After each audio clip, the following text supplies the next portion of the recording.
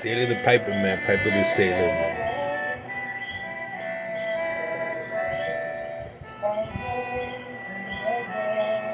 Since I can be my blue eyes, I'll go, come on, I'll go always with you, baby. When she's wearing her eyes were brown, I'll want to stay. When she's wearing her eyes were brown, This is Sailor the Piper, man. Piper the Sailor, man. Listening to a song sung in the movie Moby Dick.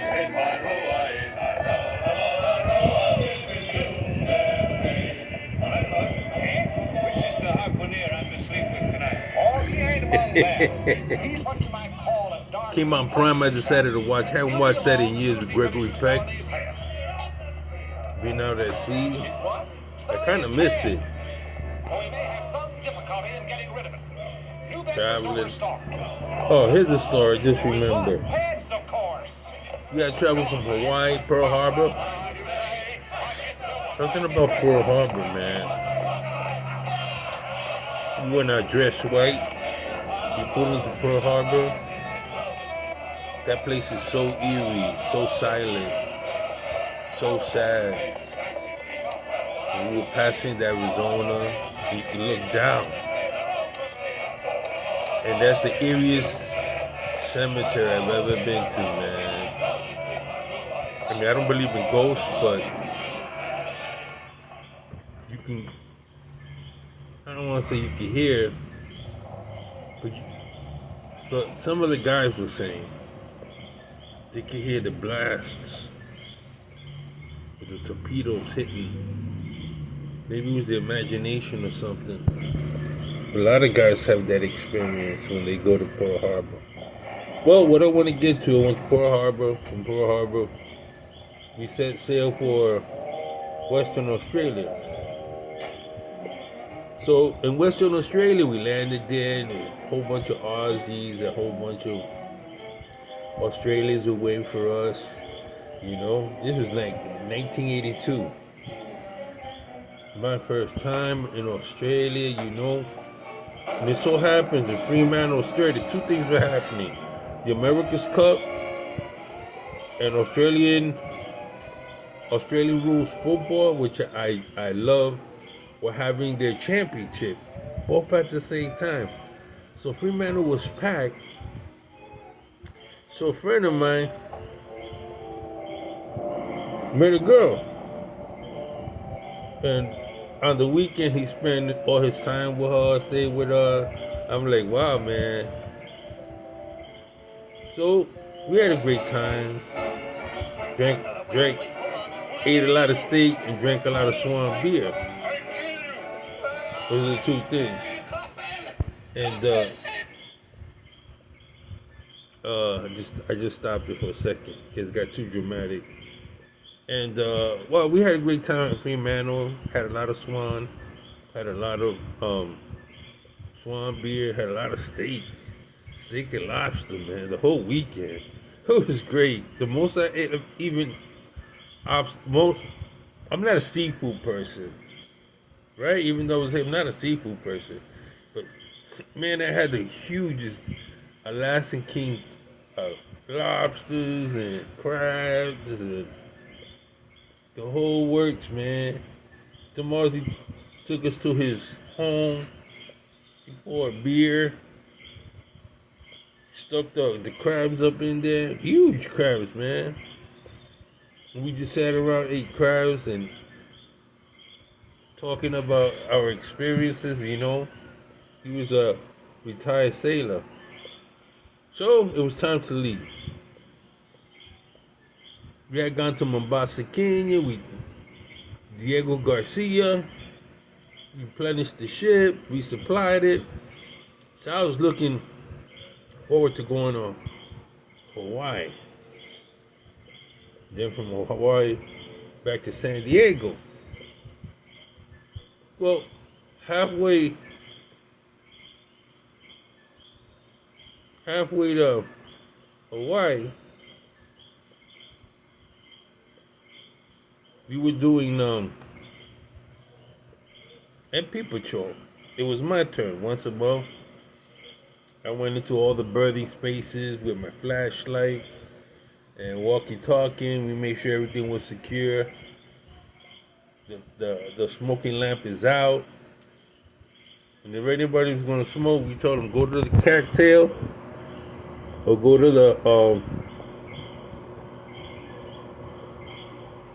the app. You know, some guys gotta smoke a cigarette or whatever. They had to go to a certain place. But when the smoking lamp was out, you couldn't smoke. You were smelling something. So we go up to the officers deck. They had a whole deck, and above that is a CIC, Central Intelligence, whatever. So we had to go in there. We tried to force the door open. There was somebody behind trying to hold us from coming in. So we were like, the guy that was with me had a 45, and he was like, you know, this is top secret place, and we're trying to get in. Somebody's trying to keep us out. So you can imagine what was running through our head was like, what the heck? And he was like, step forward and be recognized. Step forward and be recognized. Open the door. Open the door. And I forgot the numbers. He was like 3 tac 2 track lima tac whatever echo. He was calling up to the Master at Arms. And Master at Arms asking, I said, we have an intruder. Right? So they sound the alarm, and the alarm, you know, you have Marines on board for security prison. Marines come running. Hey, something was going on. He says, I don't know. There's you trying to get in? This guy, I was telling him, his name is Shockley. Young guy from Shockley was from Milwaukee, and he had the gun. I said, Shockley, man, chill out. He was all nervous, had his hand on the holster, was about to go in. He says, it could be a spy, it could be somebody in the intruder. I said, let the security force handle this, man. You know, like it. He was by the door, open up. And I'm like this with a hand on the door. I said, Shockley, don't you think by now, if it was an intruder that already shot through the door and stuff, it could just be. We didn't know what the heck was going on. Well, what we do is we always had gays on board, sailors that were gays. And once in a while we catch them. We wouldn't say nothing. I mean, you had a lot of sailors that were gay, man. With AC/DC. So, it's always been that way. Sailors always been YMCA. We were standing by the door. Here comes security team. I back away. I go around the corner from the compartment space. Finally, we were talking. We're not going to hurt you. You want to know who it is? But we got to enter in. This is security clearance. It's a top security. All of a sudden, the door swung open. It was a girl. He was like, what the heck? What happened? It was an Australian girl. I said, how you get on board? I looked at her, I go, you look familiar. Where do I know you from? My eyes opened up. Oh, you came with Fredo. He's Portuguese. Fredo was from Massachusetts. His family was in the whaling way back in the 1800s. Portuguese. His great grandparents were from the Azores. So he was a womanizer. He loved women. I said, what are you doing here? Well, we're gonna get married. And I told him I wanted to come with him because I knew if I didn't come with him, he wasn't coming back for me. He wasn't come back. What are you talking about? He goes, yeah, he says to get on board the ship, that he'd hide me out, and then when we get to Hawaii, he'd get me off, and we can get married. I said, that's illegal, man. Don't you know? He goes, yeah, I know, but I love him so much. I couldn't believe it. There's a girl that was a stowaway on board a USS LPH-11 helicopter carry Harriers for combat. Also, it's an assault ship. I said, we went and woke him up. We found her. He was like, oh, please don't talk, please don't talk. I'm gonna get captain's man. I said, you gonna get captain's man? Boy, if we told Captain Buchanan, and you gonna be court-martialed, man. What got into you? He gave me the puppet, man. I fell in love with her, man. I can't live without her. You can't live without her. You get caught, you gonna live without her. Then we got him together. He came down. We were in there. The security team is there. 3 guys I know, Marines. She was so nice and pretty and so innocent. We all stand there. We were all talking to her. She was talking to her, trying to convince us, please don't tell nobody. I'll hide out. I won't say nothing. So the craziest thing happened. I must have been out of my mind. We all decided not to report it. And he says, look, man, look, I got a half of OZ marijuana. He had a half ounce of marijuana. I'll give it to you guys. So keep quiet. Please, I love her, man. We're gonna get married. We're gonna invite you to the wedding. And we looked at each other like, man, we turned this in. He's our friend. He's done, man. I said, listen, man. On my part, I didn't see you guys. I don't know you guys. You get caught, you say nothing. So the Marines were like, all right, give us a half OZ. So he went and got half a bag of Hawaiian sesame and red hair Hawaiian. And on top of that, he threw in what was called opium-based Thai stick. And we had picked that up in Hong Kong. He did. He gave it in Hong Kong. He roped it up. He go, here, man.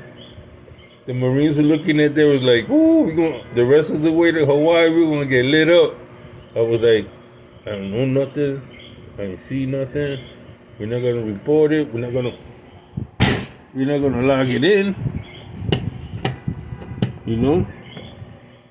Not log it in. And we let it go. And they were, the whole time, going back, they were shifting her around to different compartment spaces. Finally, we get to Hawaii. Nobody knows she's there. In Hawaii, you have, they allow family members to fly from San Diego to Hawaii, and they have something called a cruise for the relatives, and they can go from Hawaii back to San Diego and stay on board the ship.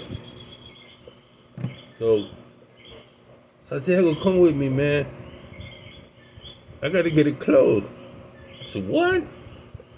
So we went out to Waikiki, Strip by Diamond Head, close to the Ala Moana Hotel, and we bought her some clothes. I said, man, you owe me, man.